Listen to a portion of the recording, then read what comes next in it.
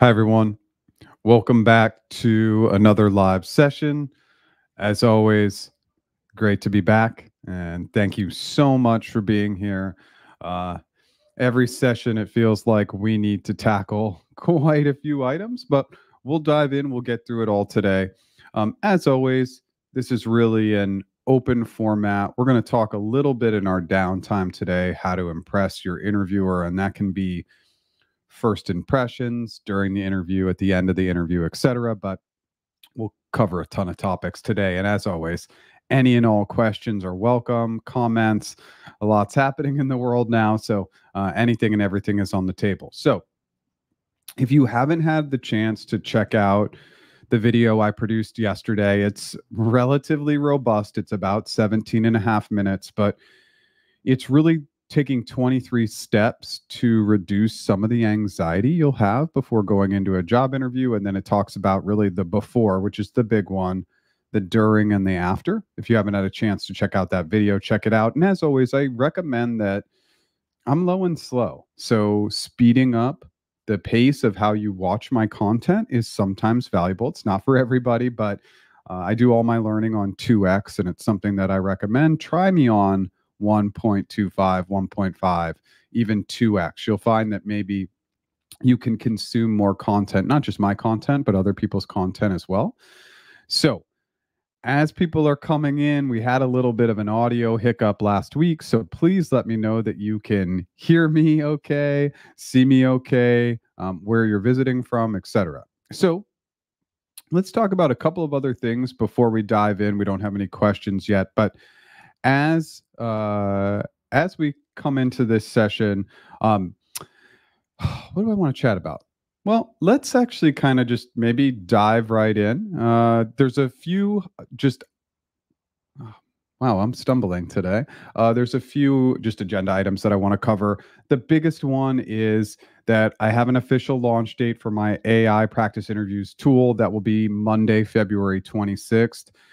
If you have not had the opportunity to just go to practiceinterviews.com and sign up as an early adopter, we're letting some people, we got a lot of interest, which is absolutely amazing, but we just can't let all early adopters on there. But we are going to start letting more and more early adopters on there to test out the product for free, beta it.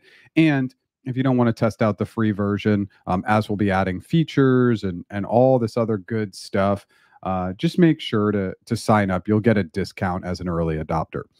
So if this is your first time here, my name is Jeff H. Sipe. My business is practiceinterviews.com. Again, we have that AI tool coming out soon. I do one-on-one interview and one-on-one negotiation coaching. We have our interview mastery course during this live session. I want to offer a great discount, $200 off the interview mastery course if you use the coupon code JAN24. That's JAN24. That coupon will expire at 11:59 Pacific time today. If you've never subscribed to my content, I do new original content every single Monday, and I go live now at 9 a.m. Pacific time every Tuesday. I'll try and throw a short in here or there.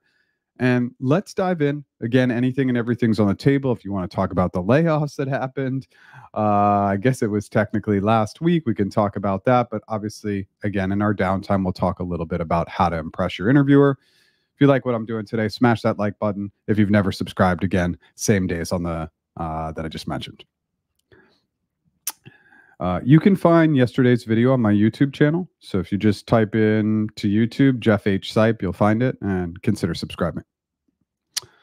Audio is perfect. Awesome. Yes, this is a new mic, and hopefully the mic sound is good. My last mic had a good journey with me. It lasted maybe 3 years before it didn't make it. Both are good. Awesome. Hi in Dubai. Audio and video are good. Thanks for visiting from Dubai, especially later in the day. Audio and visual are good. Okay, awesome. Hi from India. Amazing. Okay, we got good audio. And we got somebody from Sweden. Awesome. We got a really good audience today. Really fortunate to have a global audience. And I tried to bring the live time a little earlier to 9 a.m. to be slightly more accommodating. I know it's still late in a lot of other parts of the world. Okay, Max, what is the average amount of team match calls at G? You've had 3 calls already and haven't been matched yet. You have another call tomorrow. Oh, there really is no average number. I want to highlight the positives always. The fact that you're getting into this many team match calls already means that the feedback is probably really strong and there's items in your background that are showing up really positively that are why so many hiring managers and hiring teams are interested in you. So it's a positive sign. Um, if you've gone through 3 and it hasn't really worked out yet, think about how you're interacting and engaging during those sessions. So my recommendations during a team match are they're short. If you are physically capable, I recommend standing. I stand for all my lives.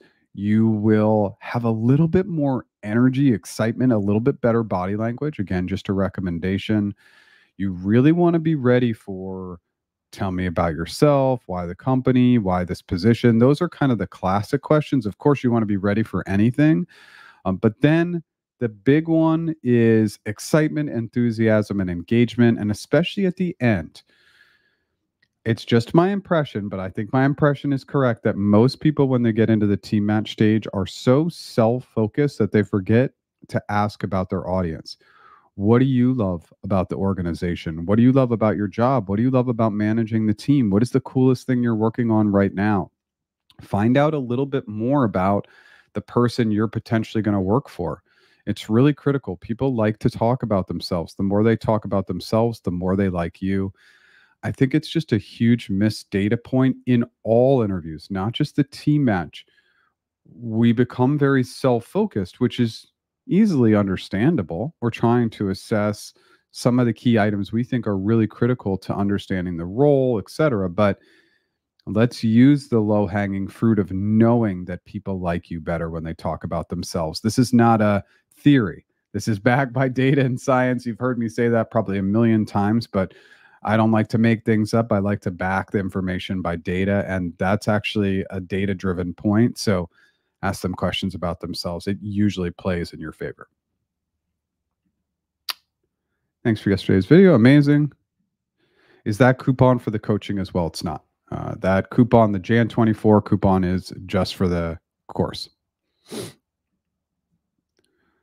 Morning, Jeff. I received an interview request with Google after my 2022 last interview. Any tips on how to prepare? All right, that's a big question.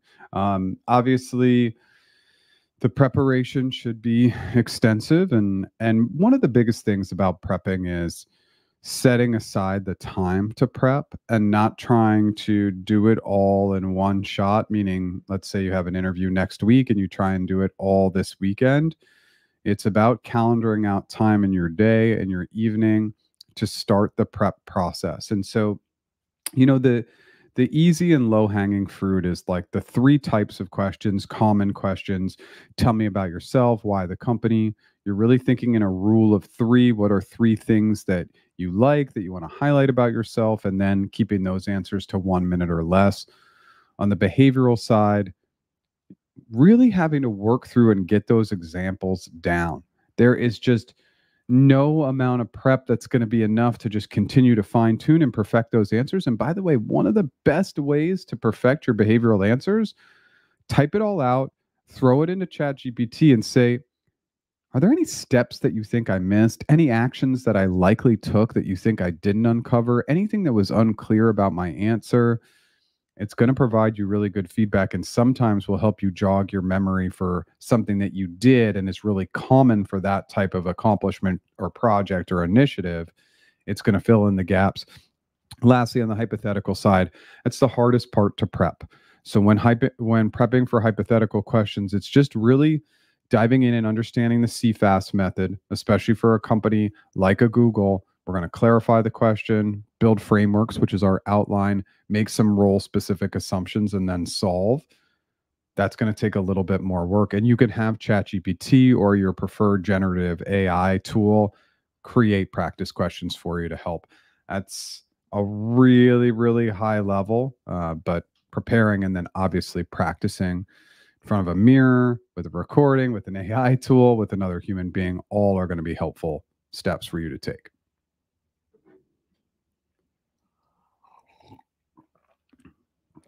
Okay. Where should I anchor and what comp should I expect for a G for senior motion designer in LA? I'm going to have you come back, Max, and say, like, when you say senior, how are we qualifying senior? Are we qualifying senior as L5, L6, L7? That will be helpful for me. How many behavioral examples should I prepare? I have 8 and I'm feeling a bit overwhelmed. However, all are somehow connected. 8's good. So, the biggest thing to remember with examples is how we pivot certain examples based on the question. There are going to be very specific questions that happen in almost any job interview that you just have to be prepared for outside of your accomplishments. Meaning, tell me about a time you had a conflict, tell me about a time you failed. Those kinds of questions, you should probably have a unique answer prepared for those. But in general, what happens is we need to have our best examples. And then I don't want you to stay too rigid with those examples, meaning our big accomplishments, there's probably a lot of data. And based on the question is really going to change how we answer using that example. For instance, some behavioral questions are going to ask for you to tell the entire story starting from the beginning, whereas other behavioral questions are going to look for you to pinpoint and talk about the actions that happened after a certain instance. So it's really sometimes we're using the same examples multiple times just based on the question. But if you're overwhelmed by 8, I mean, again, sometimes we may need to ask to delay the interviews, but 8 is a good number to go in with. Interviews in general are overwhelming. That's why we want to do as much as we can to reduce our anxiety. But I think you're off to a good start. Let me know if you have other questions.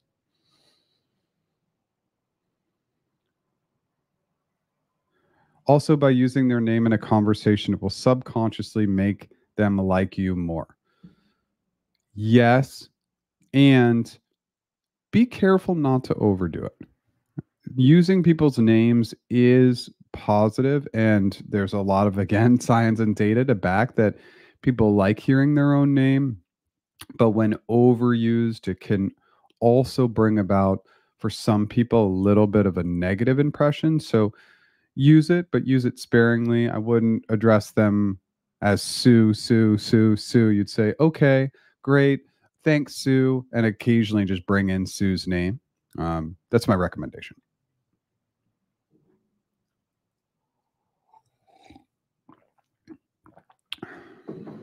Hey, Jeff, how's it going? Several months ago, you mentioned something about scaling back on direct one-to-one coaching. Will you still be offering that for the foreseeable future? So yeah, and anybody who's, I mean, I obviously love this audience, and I know we have a lot of return. A lot of people come back to the live, and they're returning, and I love that. I love the community and the audience. And I'm for anybody who hasn't been here before, I am probably too transparent in what I share, but that's just who I am, and I want to be my authentic self. If the AI project goes the way I see it going, the user feedback is amazing. The tool is testing fantastic right now. We think our beta version is the best in the market right now. And so to just be able to add on some crazy features and analytics over the next 6 to 7 weeks, we really think it's going to be a game changer. So what is all that long script to get there? If that project's really going well, I want to put all my time and effort there. So I would foresee scaling back the one-on-one coaching probably in the second half of this year, maybe scaling it back to not doing it at all anymore.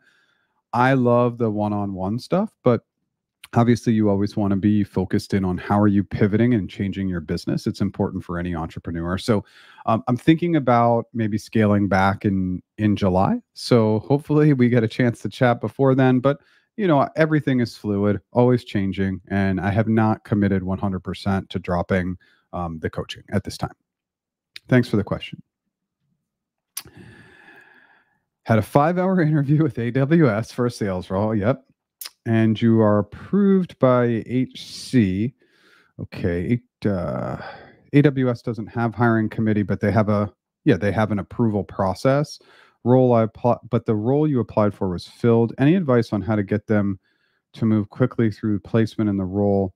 They said 3 to 4 weeks. Okay, but nervous that it could be much longer, and I'm in a last round for 2 other roles that are good, but not as good as the AWS role. Recruiter has been generally slow to respond 2 to 3 biz days. Okay, Melody, the best thing you can do in this scenario is you can be proactive and keep them up to date with what's going on with those other companies. So as things escalate, it's so valuable for a recruiter to have that data. So if one of these companies is moving to the offer stage, moving to the final interviews, you're just going to message your recruiter and say, hey, just want to give you a heads up. This other opportunity that I'm looking at, they are talking about giving me an offer. Just wanted to keep you updated as I still continue to be interested in AWS.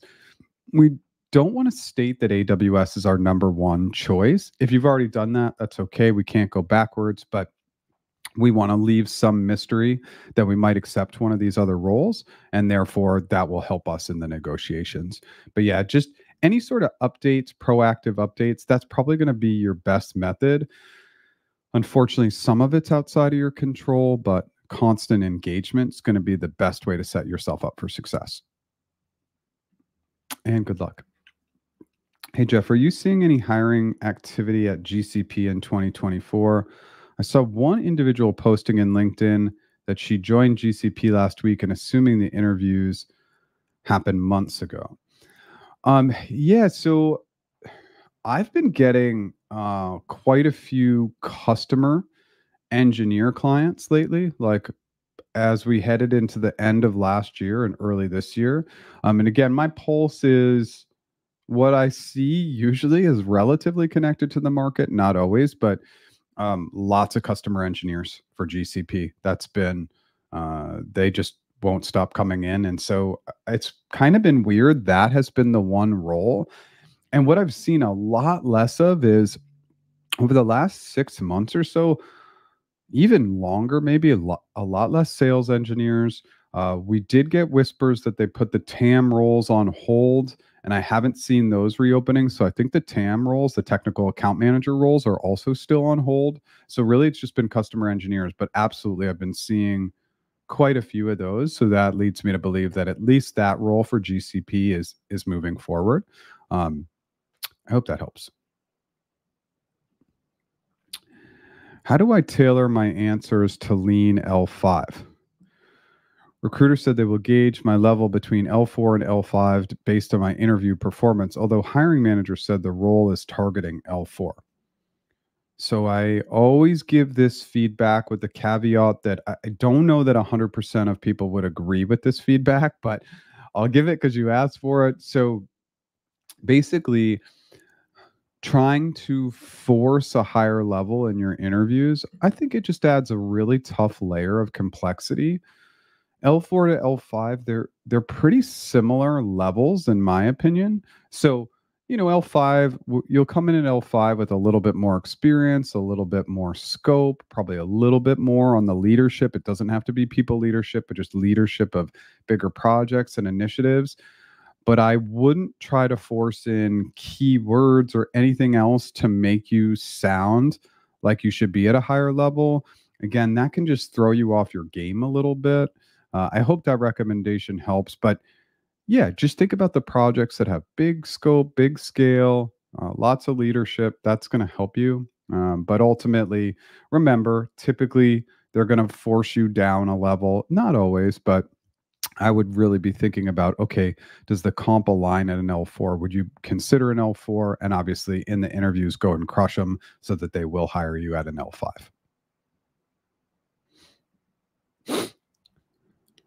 Okay. Is the behavioral answers to be 2 minutes long as well? That is not my preference.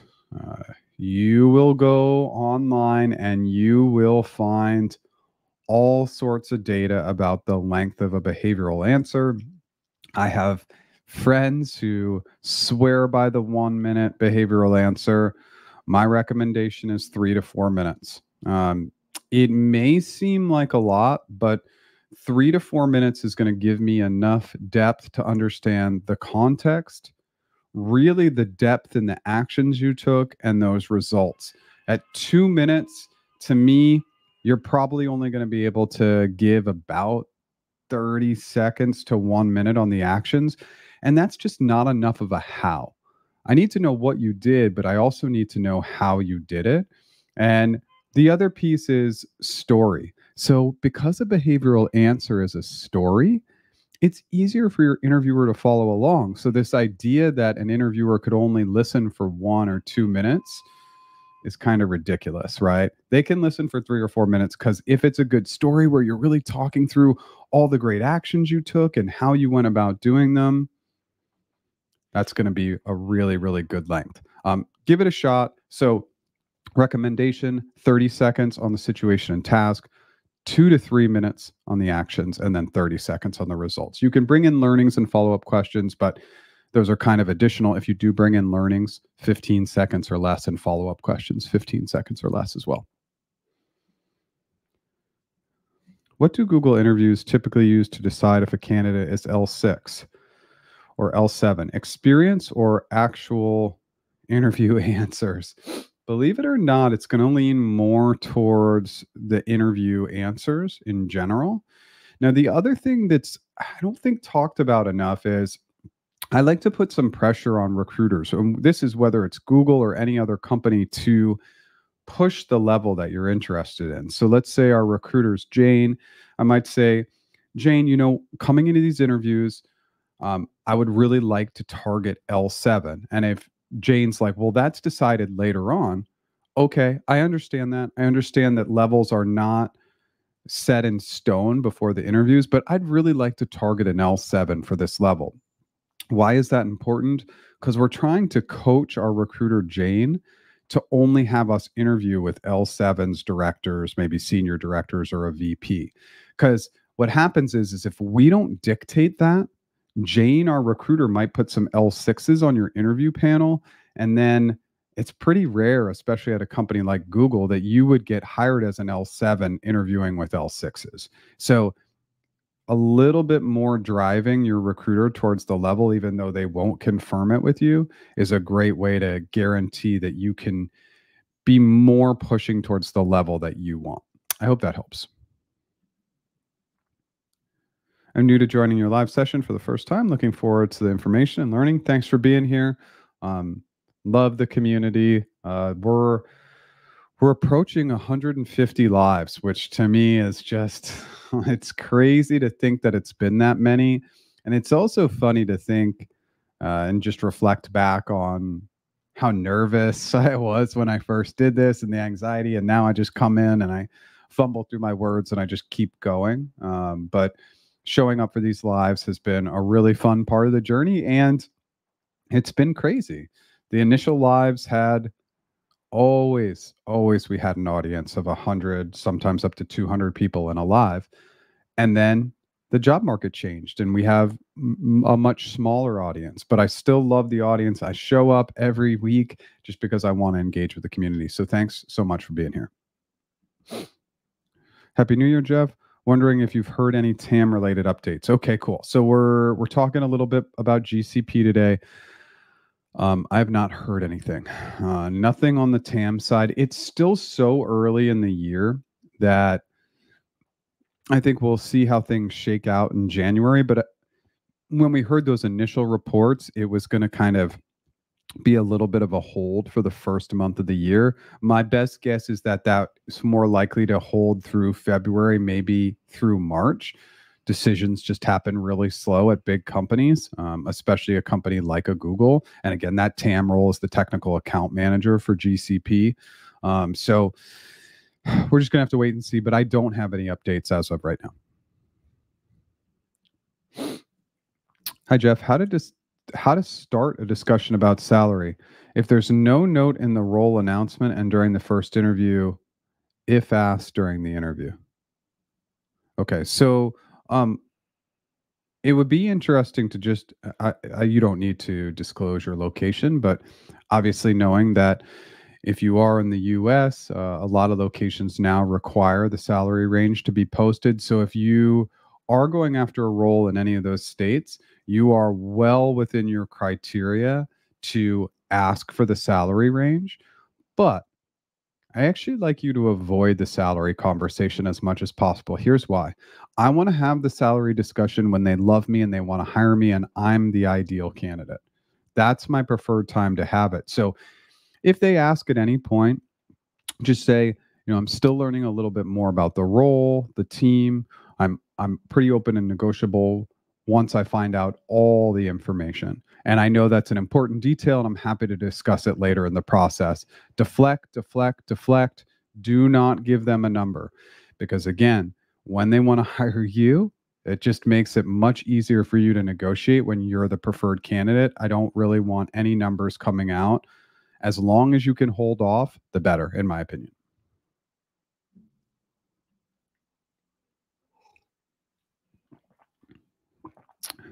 Okay.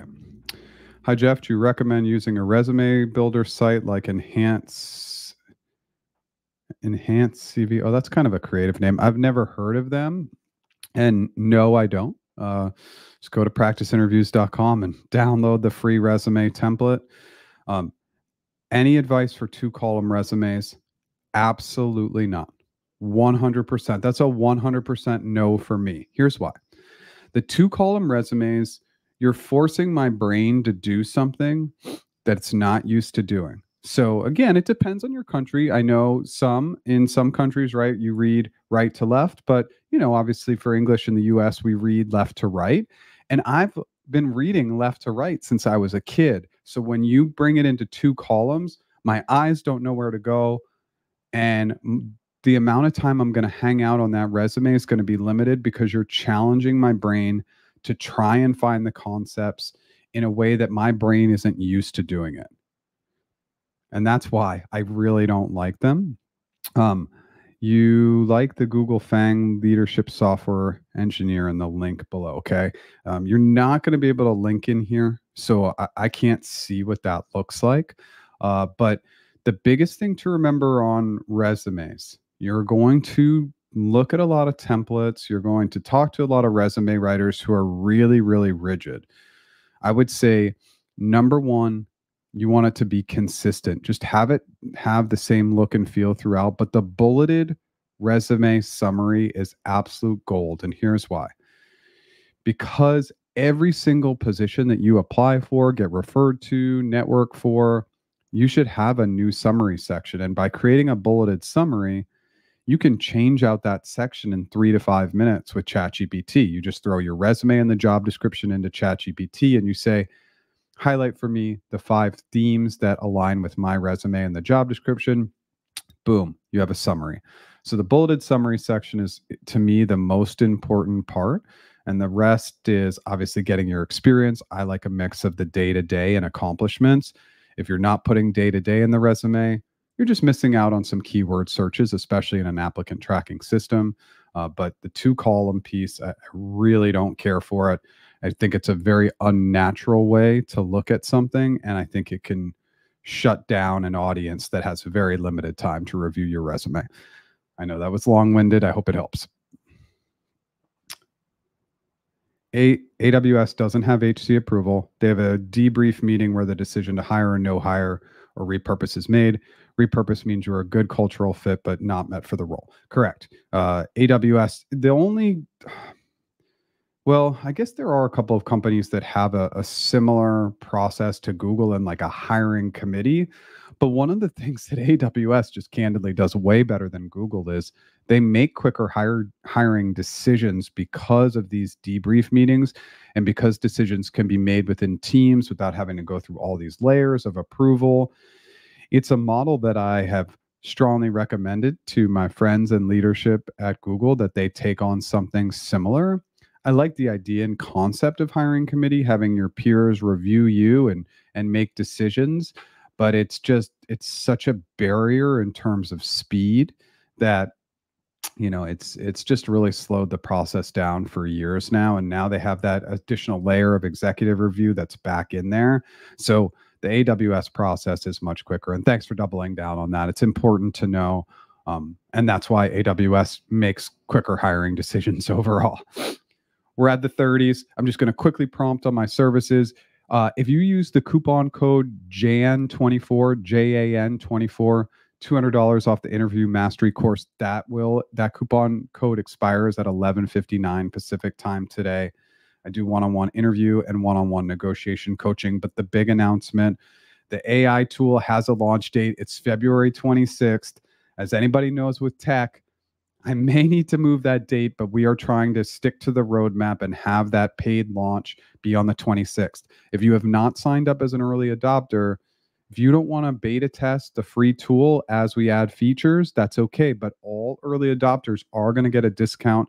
We haven't decided on what that discount's going to be, but it's going to be significant.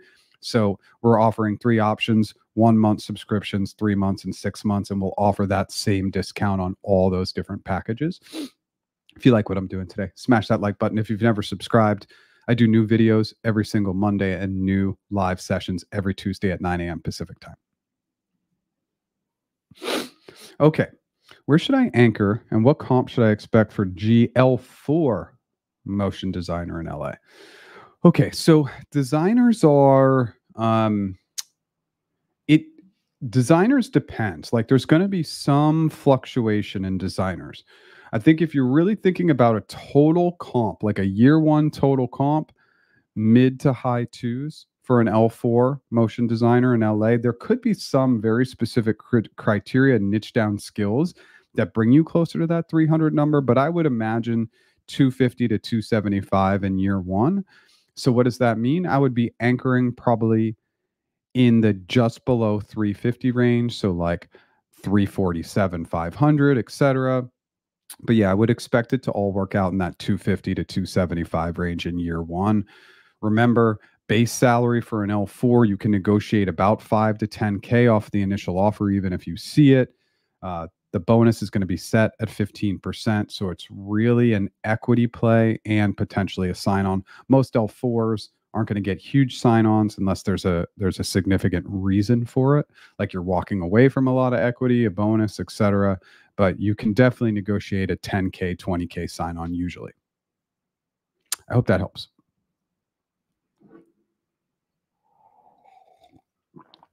Hey, Liz, thanks. Thanks for letting me know about the new mic. I think I did a little bit of an upgrade on the mic and hopefully it sounds good. And I had been doing my videos and my lives without a mic for a couple months after it broke. And I just realized I probably just needed to up my game again a little bit. So I decided to do that. As everybody probably knows here, I'm not heavy into the equipment or the great visuals and, the great editing. My thumbnails are probably a little ridiculous, but I'm hopeful that, it's the content that really matters. Okay, you're in the EU. Okay, and so the laws are obviously a little different. Obviously you just want to look up your country to country rules, but the goal here for you is just to hold off on the comp conversation as long as possible. And obviously you want to be doing your research, but you can deflect. You're going to need somebody who's very, very aggressive on comp to break you. And if they do, just make sure you're not providing a range. It's a number and that number is relatively high, but say, hey, I don't know everything. And I'm still really excited to meet with the rest of the team, learn more about the role before making the final comp decisions. Hey, Jeff. Hey, Sean. Have a first interview for a field solutions architect at Google UK on Friday.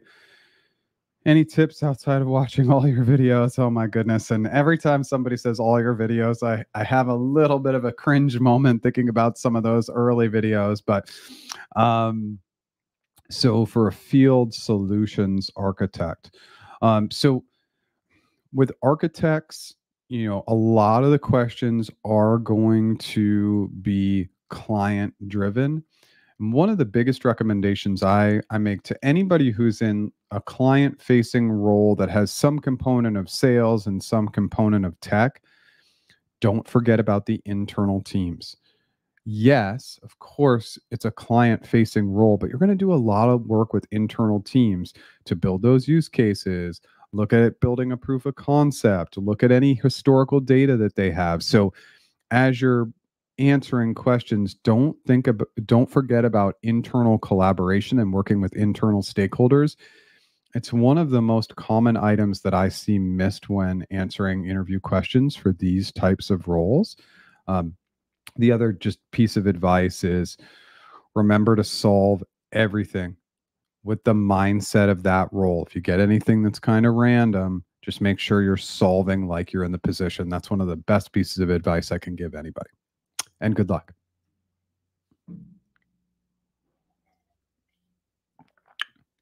You have a second round interview with managers. Can you ask the recruiter who their names are? 100%. We can always ask our recruiter, can you share the LinkedIn profile of my interviewers? Can you share their names with me? Can you tell me a little bit more about their style? Do they have a preferred type of question they like to ask? Anything you can tell me about their personality type? You may get none of those answers, but sometimes your recruiters will be transparent. So it's worth asking about your interviewers all the time. If they shut you down, no worries, but always ask.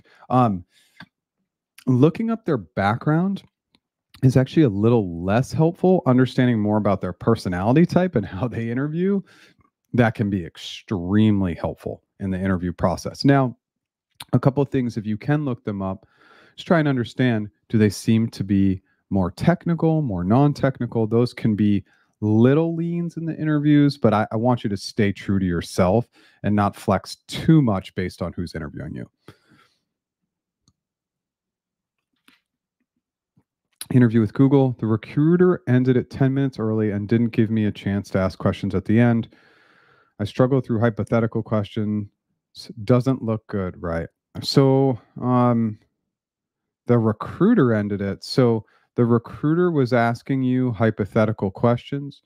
I'm not saying that that's not 100% common. It's a little uncommon. It's something that I would do occasionally, but the recruiter not allowing you time to ask questions just shows that they are incredibly junior. They don't understand candidate experience. There's no way that a candidate should interview with a recruiter and not have time to ask questions. So I can't say what the results are going to be because it's just impossible for me to know. But it sounds like you didn't have a great candidate experience, and I'm sorry for that. Like with a recruiter, especially, you should always have the time to ask questions, always. AWS, I was selected for the repurpose after the debrief, though verbiage used by recruiter was HC. That's so funny. Any ideas on the typical speed to hire for a repurpose decision for sales? So there's no defined time, but of course, like, typically, again, at AWS, this is happening a little bit quicker. I'd like to ideally see something in the next 2 to 3 weeks, but that's when you just need to continue to send the follow-ups, keep your recruiter informed about the 2 other positions that you're interviewing for, and just poke, and be gracious and kind throughout. Also curious what percent you've seen negotiability for AWS L5 sales roles based in New York selling SaaS, not ads. So we can kind of throw all that stuff out. AWS will absolutely negotiate with you. And the things that you're really going to negotiate, the base is going to be pretty hard to move as it is at most big tech companies. Again, L5, we're talking about maybe 5 to 10K worth of negotiation. It's the year 1 and year 2 sign on that are absolutely negotiable. Whatever those initial numbers are, you can bump up the year 1 and year 2 numbers. That's almost guaranteed. And then you can bump up the equity.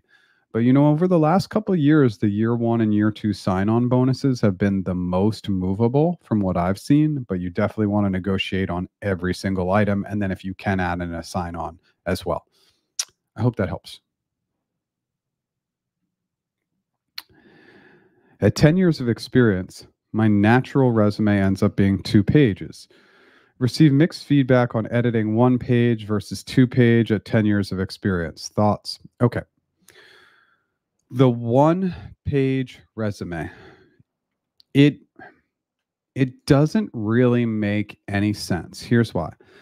Obviously, there would be millions of people who would argue with my reasoning here, but the one-page resume is in reference to a really like a pre-internet time, a time where you would go into a recruiting agency. They used to be called headhunters, and people would have stacks of resumes on their desk. And because it was one page, they wouldn't have to flip the page. They wouldn't have to get caught up on the staple. They wouldn't have to use a stapler to staple the multiple pages after maybe printing it out. One page resumes are a very, very old school mentality. We scroll, everything's a scroll. We don't really notice how many pages things are anymore. So 2 pages is great. Again, somebody can come in and argue for a one page, fine, but I don't see the validity of a one page resume in 2024. Hey, if you're in college, right, or you have 1 year of experience, maybe, but at 10 years of experience, you're probably going to need 2 pages and 2 pages to make sure that you have enough keywords in your resume to hit the applicant tracking system as well. Speaking of old videos, what range of videos do you feel are out of date? Okay, so it's not about the videos being out of date as much as learning. Right. So I think you can go back. I mean, one of the first videos I did was Tell Me About Yourself. That video is still very relevant. Right. And even the old Google videos, they're very relevant. It's just from you. It's from you, the community that and all the client work that I've been very fortunate to learn and adapt and adjust my skills over time. I think each video I produce gets better and better because my knowledge increases on a weekly basis. And again, I feel really fortunate to be in that position. So I always drive people towards the newer content because that's come from all these years of learning. I've been coaching individuals one-on-one for over 5 years now. So lots of data has come my way. I don't think anything that is like terrible. It's just maybe sometimes the setup is funky, the audio quality is not as good. But I mean, I hopefully like all my content, but I would say some of the more recent stuff, especially with AI. Now we're going to bring AI into some of the mix here, right? With how we prep, how we prepare our answers, and that's going to speed up our timeline as well. I know that was relatively long-winded. I hope it helps. Yeah, I'm kind of, I think every YouTuber is probably a little critical of their old content, just in the sense that, well, of course, if you go watch my first video, I mean, it was absolutely terrible, but I've kept it up there as a reminder of where I am today and the long journey. But no, I think all the content's good. But if you are going to prioritize the more recent content is my recommendation.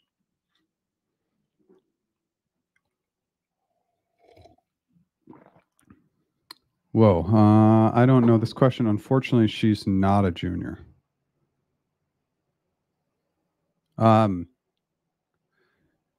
Experience level of a recruiter doesn't really matter. This is not a good recruiter, right? A recruiter who doesn't feel like it's important enough from a candidate experience perspective to allow you time to ask questions.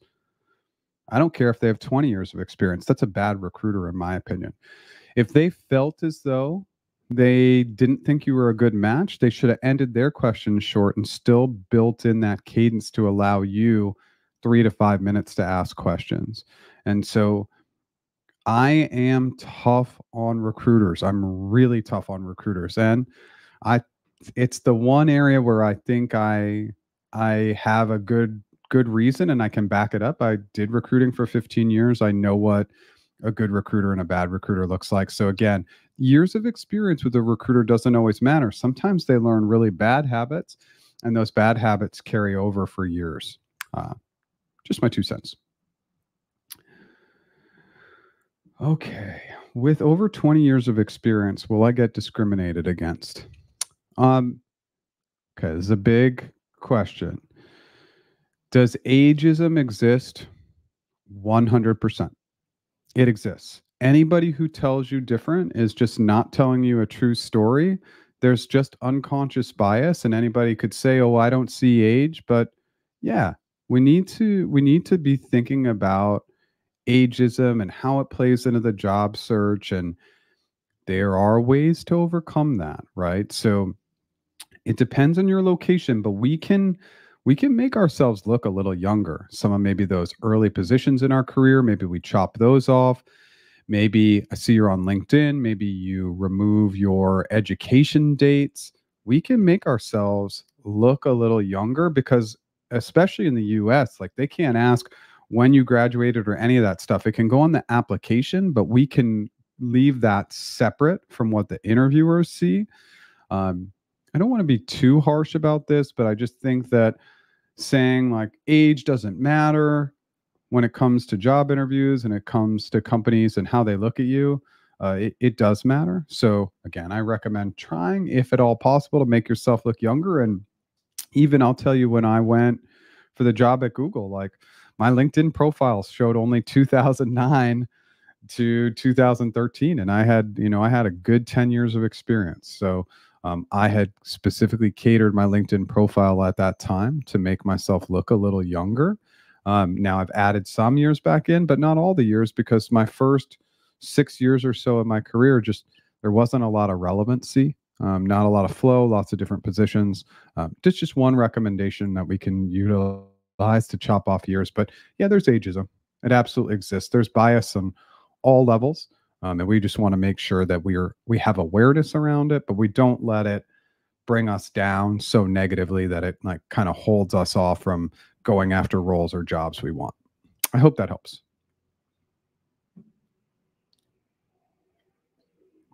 And Jeff, with all the layoffs that big tech has started since a few years ago, they aren't as dream company as before. Are there any new companies that are best places to work for the next 5 to 10 years? This is a big question. Okay, I mean, I have this conversation with my wife constantly, so let's talk about it. And the conversation is, how do I feel about what I'm doing as a coach, right? And I want to, again, I'm always trying to be fully transparent with the audience.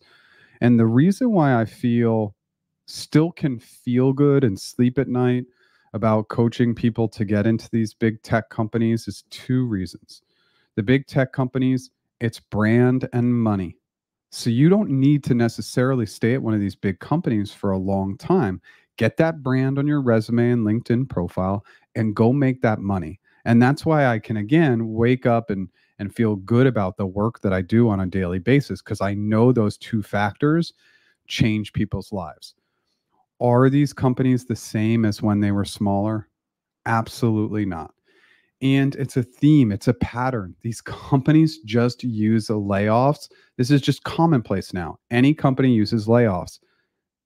As an employee, we always have to remember to protect ourselves. These companies are showing that they just don't care about the employees, and they're going to lay off in a really kind of almost unethical ways. It's really bad. So let's flip the coin. What are the companies that I've seen that are doing a better job? Well, maybe this is an opportunity to reflect and look at potentially working for a smaller company, working for a startup. And the big one, going to work for yourself. Because the only way we can control what happens on a daily basis, and there's a lot of things that we can't control, are ultimately being our own boss, running our own business, and having control over everything. And some years that can be great. Like for me, 2020 through 2022 was great. 2023 was rough, right? And so it's something to consider. We're not here to talk about being an entrepreneur, obviously, but maybe if you're thinking, hey, these big companies are doing such big layoffs, maybe I should go to a small company. But I can't really highlight any company in particular that I think is doing an excellent job, but some of the smaller companies may be a better fit at this time. But remember, we're trying to get those good brands and make that money as well. Can you provide your thoughts on what reasons a person could be rejected without any offer to interview from an early entry job application for FANG companies, particularly Google, which lists experience level as 2 years or less? Okay, so It's on reasons why a person could be rejected without any offer to interview. Um, the reality is that not only early entry jobs, but just job applications at FANG companies, you're talking low percentages. 1%, 2%, 3% of people who land at those companies are going to land jobs because of the job application. So, not getting an interview, sometimes we're talking about thousands, tens of thousands of applications for these roles. It's the numbers are really staggering. So, to not get an interview, unfortunately, that's the default mode. That's the most common mode. So, what's the alternative? I recommend if you can get referred. I know that that's not always as easy, but I definitely recommend a networking strategy. So, what does that look like? We go on LinkedIn and we network with people who we're interested in building relationships with, but we don't ask them for anything. We give them something. We give them a cool article, a cool video. We just try to give instead of asking for something because that giving model works. It's a longer term model, but it's something that I strongly recommend. I hope that helps. Unfortunately, job applications are just, it takes a really, it takes some luck to get found through job applications. How long for us to wait when it says application in process? It's an undetermined amount of time. Sometimes when your application is in process, if you see something like application in process and your application is in process for 2 to 4 weeks or more, chances are they've moved on with somebody else and you should look for other opportunities. 2 to 4 weeks is usually a good timeline. I can't guarantee that, but usually after 2 to 4 weeks, it's likely that they've moved on with other candidates, typically. I was at a startup for 8 years on 3 different teams: senior software engineer on the data engineering team, director lead role product team, and a principal engineer for a back-end microservices team. Okay. My resume lists all 3, but I got feedback to group them to just the last role and list the other positions as a bullet. No, that's terrible advice. Yeah. I mean, sorry. Sometimes I jump to it a little bit. In my opinion, I don't love that advice. You create the one company, total dates to the right, and then your most recent role, day to day, accomplishments. Then your next role with those dates, and then you go through the same methodology. Putting all those into one bucket, that doesn't show your true career progression and what you were doing before, which probably has value in your role today. I don't love that advice, but bucket them all within that one company umbrella, but give me details on every position. That's my recommendation. I hope that helps. Let me know if you have more questions. Personal experience. Facebook has a very different vibe than Meta. These big companies change over time, but I agree with Jeff on the branding on your resume. There is there's a value in a brand. Would my YouTube channel, would all you be here today if I didn't have that foundation as Google in my background and I hadn't done some Google videos on YouTube? Probably not. I've leveraged the brand. I am candidly ready to move away from leveraging that brand. We're coming up on 6 years since I left Google. I don't want to do that all the time anymore, but you can see the power of that brand. Not only the power of that brand for what it did for me in my career, allowed me to make money, but has allowed me to continue making money leveraging the brand. So it is really powerful. And again, that's why I feel good and I can go to sleep at night, because I know the power of the brand and I know the money and I know it changes lives. It definitely changed my life. But is the goal to work for these big companies for forever? No. I mean, the models changed over the years, and now these companies are showing that they don't really care as much about the employees. They care about the bottom line. They care about their shareholders. And we just need to keep that in mind if we do choose to work for any of these companies. Hey, Liz. Okay. Speaking of being an entrepreneur, I want to share a fabulous book that I just finished. Okay, The Millionaire Fastlane by MJ DeMarco. I know this isn't the focus here, but there are several golden nuggets for all. Amazing. No, I love this. Shouldn't just be about questions, right? Sharing resources, information. It's always great. I haven't heard of this book, so I'll definitely, absolutely check it out.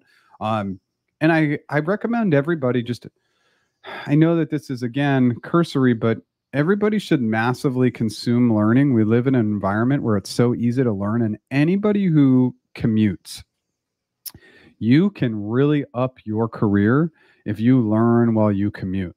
And that was a huge pivot that I made when I was commuting to Google in 2015. I decided that I would spend all my commuting time learning. And then all of a sudden, I was like, okay, I think I can listen to everything on 2x and take everything in on 2x. And I was getting through a book a week. And so all of a sudden, in the last 2 to 3 years I was there, I got through over 100 books just on my commute. I learned quite a bit, and it also helped me change my mindset and gave me, it just gave me the confidence and power to go out and work on my own because I had learned quite a bit. Just a recommendation, but I love book sharing. I could share an incredibly long list. I try to get through about a book every week or two, and just so much good content out there. It's endless. Okay. Any tips specifically for so this is the Associate Product Marketing Manager interview process.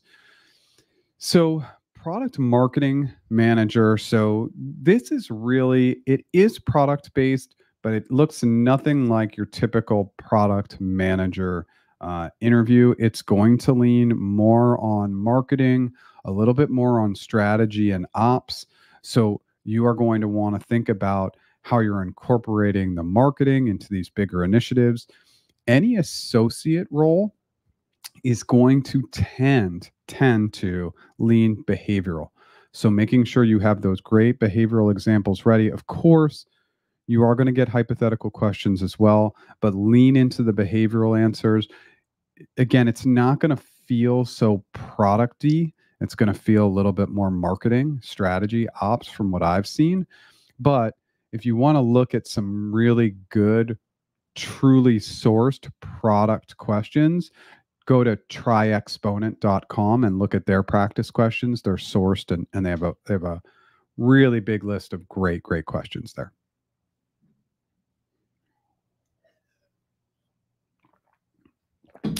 Hey Liz, spot on, Jeff. Mindset is the biggest value shift. Let's keep growing and sharing resources. Love this group. Liz, thank you so much for always showing up. Yeah, I mean, one of the values of these lives is we don't really know what's going to happen. We know we're going to get some questions, but oftentimes there's data and information that happens during these lives that I just wasn't aware of or didn't anticipate. And so, yeah, anybody who has great book recommendations, great interview prep suggestions, anything that's worked well for them, always valuable. So we're out of questions. Obviously, I'm going to hang out for a little bit and see if we get any more questions coming in. How to impress your interviewer. We haven't actually gotten a chance to touch on the topic, so I'm just going to touch on this for a couple minutes. So one of the biggest ways to impress your interviewer is in the beginning. There's so much data that says that interviewers, most of them are making their decisions in the first 30 seconds, 1 minute, first 5 minutes. So when you get on the video, because most interviews are video, smiling, having good energy, good body language, nothing's worse than coming in and just kind of not having good energy. So come in, have really good energy.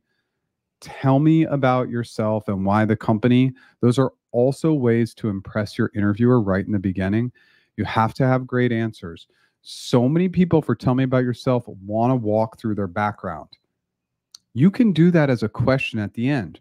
Provide 3 areas where you see a really strong fit between the role and your background. You can say, hey, we could dive into any of those areas in more detail. And I'm happy to walk you through my background if you prefer. It saves you from missing out if that's what they actually want you to do.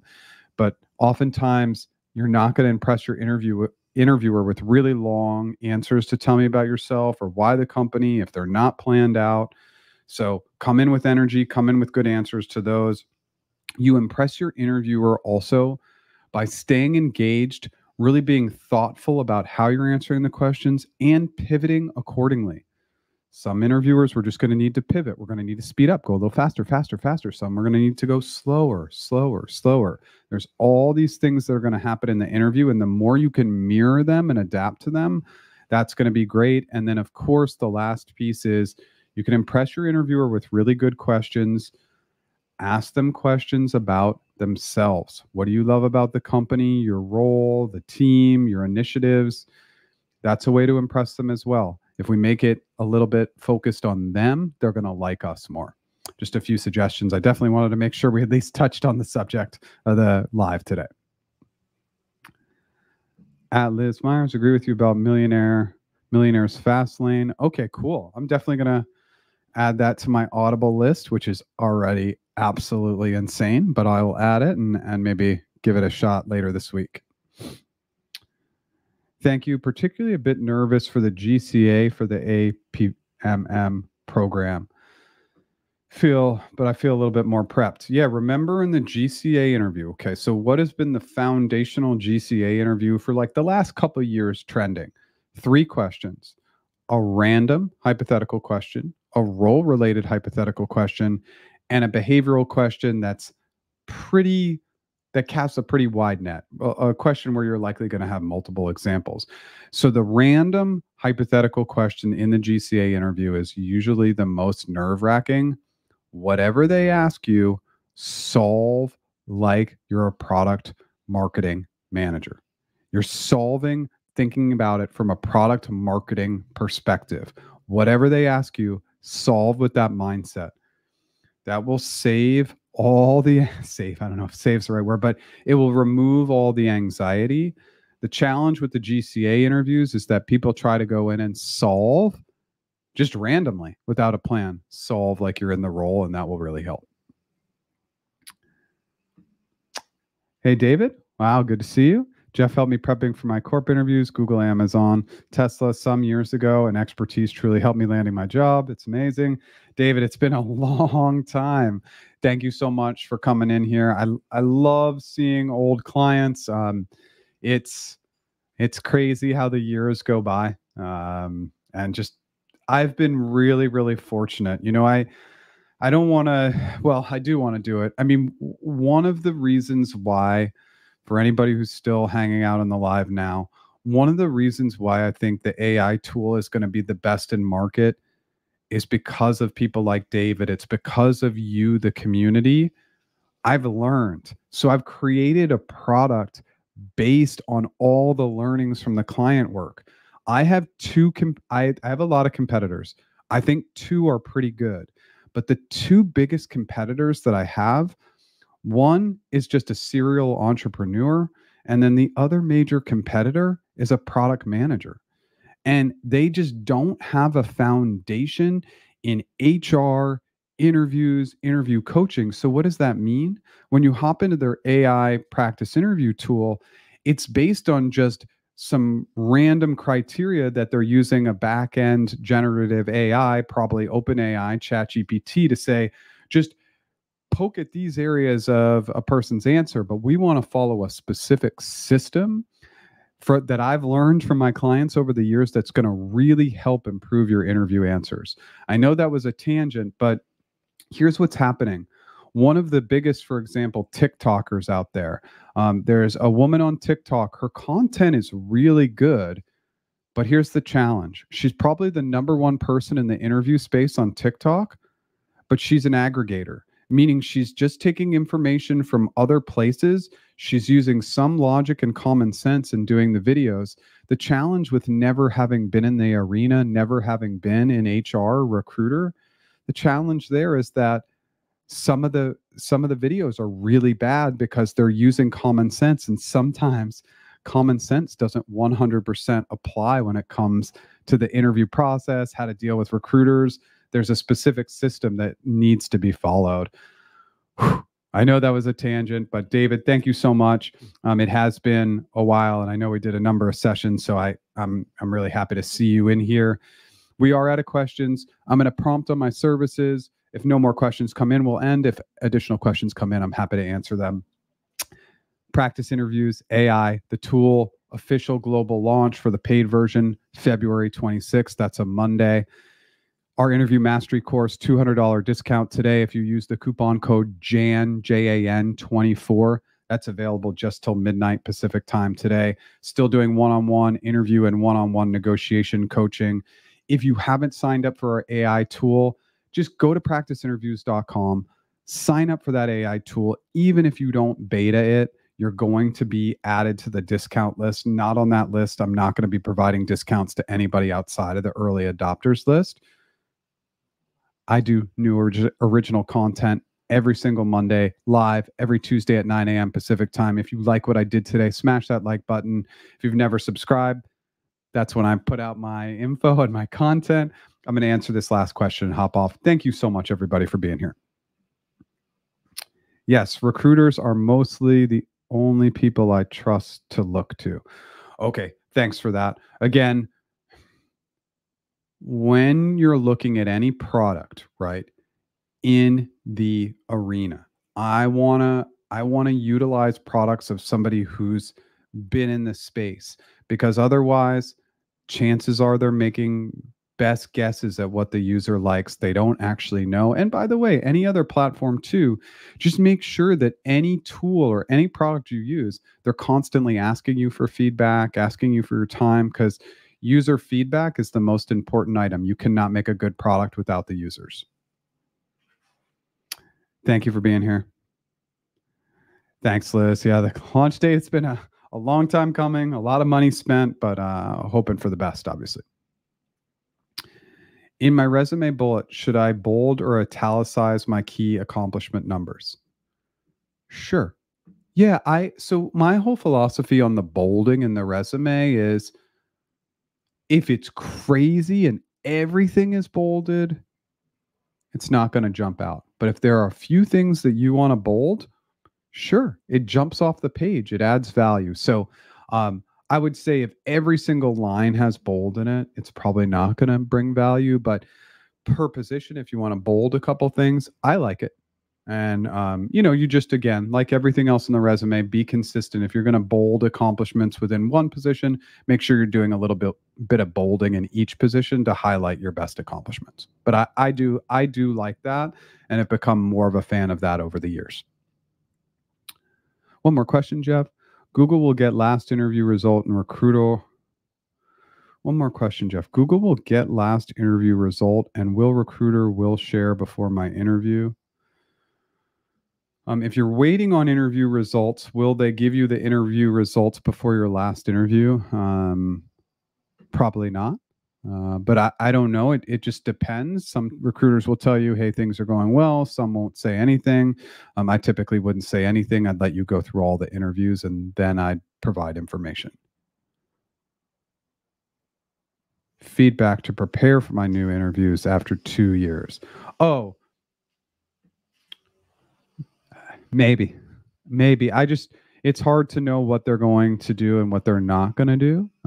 But should all recruiters be doing a verbal prep session for their candidates in 2024 for where we're at now? Yeah, I think in the future it will be done by AI, but I think for where we are today, for most companies, they should absolutely be prepping you by diving into some previous feedback and maybe uncovering things that are not super specific, but specific enough to help you. My RRK and GCA are Friday, and I was told there's a third interview that's a case study. I'm assuming G and L will be combined here. Any advice? We'll definitely ask my recruiter today. Final interview is a case study. I mean, usually if you're going to have a case study interview, you're going to have an RRK, GCA, G and L, and a case study. Usually it's 4 interviews. So yeah, I would just make sure to focus and get that clarification, because that's just a little unclear. Remember, recruiters aren't always going to tell you the order, what interviews they are, but it's always important to ask. Really, really important. But yeah, just try and find that out. Say, hey, I thought typically it was typical to get an RRK, GCA, and GNL interview. Is the case study in addition? Is the case study in a second RRK? That's usually what it is. It's like RRK1 is a regular interview, RRK2 is a case study, then a GCA and GNL. So absolutely great questions to ask your recruiter. As a software engineer, should I list my tech stack in one place or per position? The tools and programming languages I used in each role vary a bit.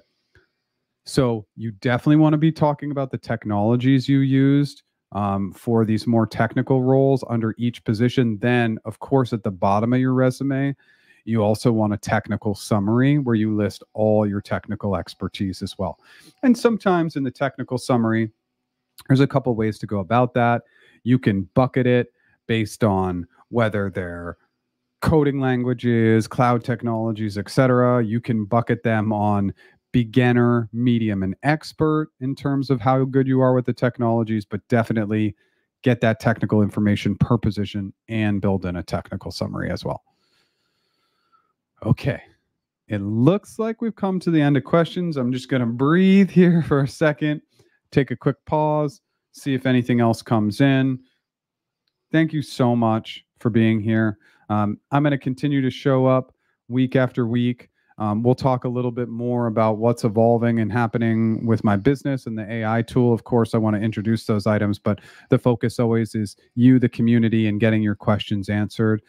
I'll be back next week at 9 a.m. Pacific time.